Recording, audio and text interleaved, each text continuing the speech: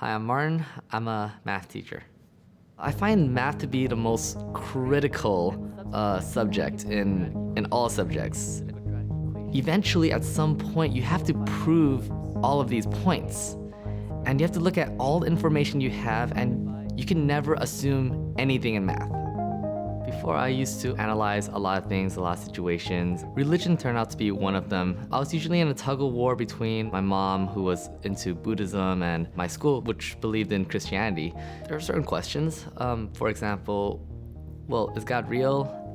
Is God truly all-powerful? Could he create our world like the Big Bang Theory and make us evolve? Like, if he is God, why would he allow something called sin, something really terrible to happen in our world if he's a God who loves us so much?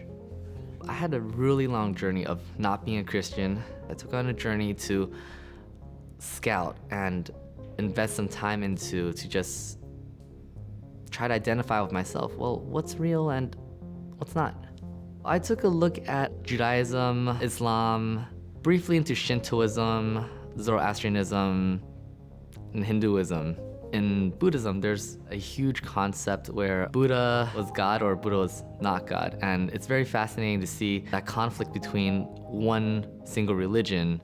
The interesting concepts of Hinduism is that there's karma and there's reincarnation. Pass away with really good karma and you've cleared your karma, you're able to return to a deity called Brahman. I wanted some concrete proof. Maybe I was looking for a miracle, like splitting of the seas or something.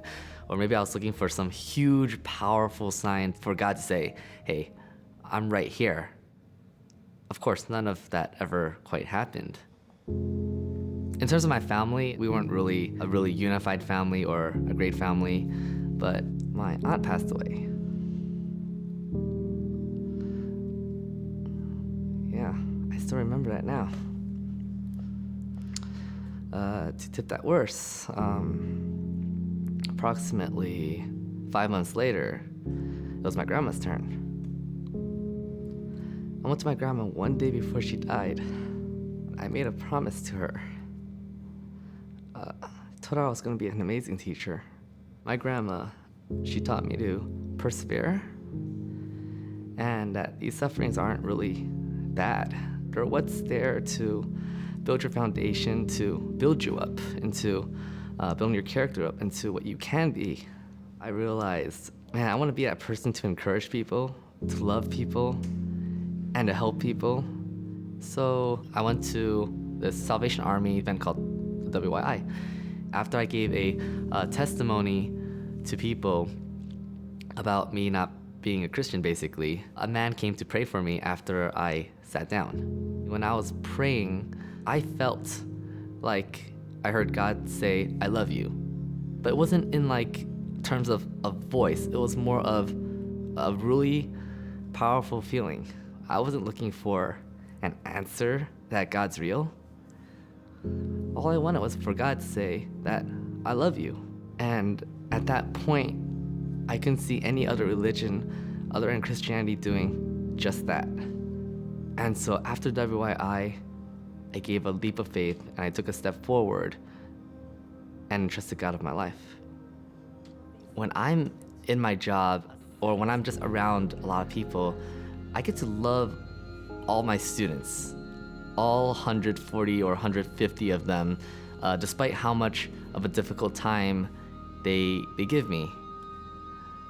Now, Jesus died on the cross and he never fought back. He never spat back at people when he was whipped or spat at, even though my students may not like me, my coworkers may not like me, or someone in the world might not like me.